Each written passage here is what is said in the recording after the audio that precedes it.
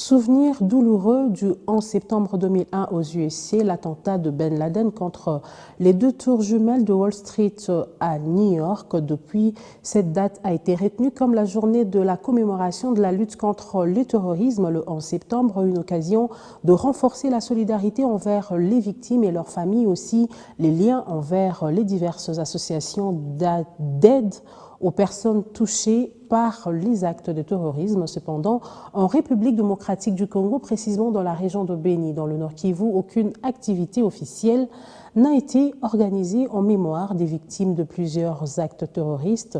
Raison évoquée, l'insécurité persistante dans l'est du pays. Roger Kakouliraï nous en parle.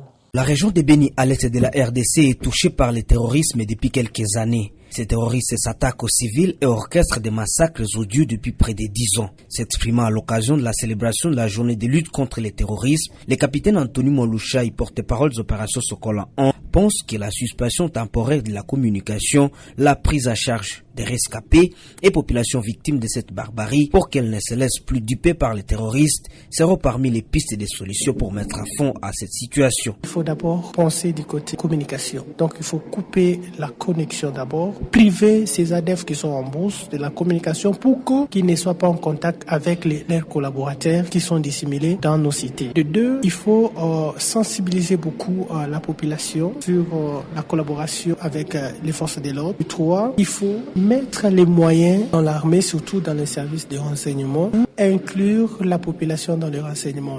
Les services de renseignement en soi ne peuvent rien faire s'il n'y a pas l'appui de la population. Pour la société civile du territoire de Béni, par contre, l'armée présente autant de faiblesses qui empêchent la traque farouche des terroristes ADF dans la région. Richard Kirimba, son vice-président, plaide pour le recyclage des forces de défense, mais également leur appui d'une manière générale pour leur permettre de bien combattre l'ennemi. Il faudrait d'abord travailler sur l'armée. Donc l'armée devrait subir des réformes très sérieuses et honnêtes. Réformes à terme de mettre de côté les détournements qui se passent. C'est de l'armée, renforcer la discipline, côté tous ceux qui n'ont pas été formés, parce que dans notre armée, il y a même ceux qui n'ont pas subi de formation militaire. L'autre aspect, c'est est-ce que notre armée est appuyée? Non, notre armée n'est pas appuyée. À terme de logistique, à terme d'appui, même à terme de motivation, de morale des militaires, non, mais écoutez. Rappelons que cette journée est l'occasion de renforcer la solidarité envers les victimes et leurs familles, de renforcer les liens entre diverses associations d'aide aux personnes touchées par les actes de terrorisme.